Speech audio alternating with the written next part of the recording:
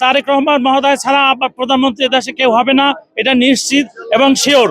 তারেক রহমান মহোদয় আজকে আমাদের বরিশালে আসবে এ জেনে খুশি আমরা। সে 26 তারিখ থেকেই আমরা আশায় বুক বেঁধেছি।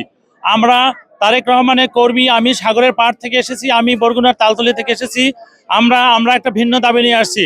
শেখ হাসিনা সরকার, গত আওয়ামী লীগ সরকার আমাদেরকে বেছে বেছে, বিএনপি পরিবার বেছে বেছে আমাদেরকে 26,193 তালিকাভুক্ত স্কুল থাকার সত্ত্বেও এখনো 4,159 বিদ্যালয় আমাদেরকে বাদ দিছে। আমাদের কোনো বেতন নাই, আমরা বৈষম্য শিকার, আমাদের শুধু বই দেয়, আমাদের কোনো উপবৃত্তি নাই।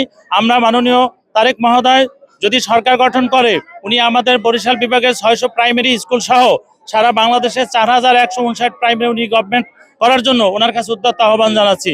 আর উনি বরিশালে আমরা ওনাকে বিপুল পরিমাণ আমরা এমপি উপহার দেব। আমরা এই দেশ থেকে, এই বরিশাল বিভাগ থেকে আমরা অসংখ্য পরিমাণ আমরা যত এমপি দাঁড়াইছে আমরা প্রত্যেকটা এমপি ইনশাল্লাহ আমরা উপহার দেব।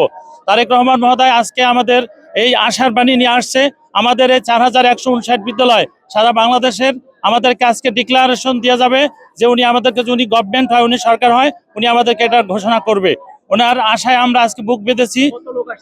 আমরা মিনিমাম বরিশাল বিভাগে 600 স্কুল, 2400 শিক্ষক হওয়ার কথা, আমরা মিনিমাম 1200 শিক্ষক আজকে উপস্থিত হবে এখানে। তারেক রহমান মহোদয় ছাড়া প্রধানমন্ত্রী দেশে কেউ হবে না, এটা নিশ্চিত এবং শিওর।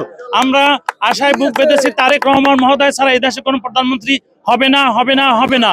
কোনো জামাত, কোনো ফ্যাসিস্ট, কোনো কেউ অন্ততপক্ষে এই 5 বছর এই গভর্নমেন্ট চালানোর জন্য উপযুক্ত দল হইল বিএনপি। আমরা সেই ছোট সময় থেকে আমরা বিএনপি করে আসছি। আমরা তারেক রহমান মহোদয়কে জীবনে দেখি নাই, খালেদা জিয়ারে দেখেছি। আমরা তারেক রহমান ভাই আমাদের, আমরা দেখার জন্য আমরা এখানে হাজার হাজার লক্ষ লক্ষ লোক আজকে বরিশালে সমবেত হব।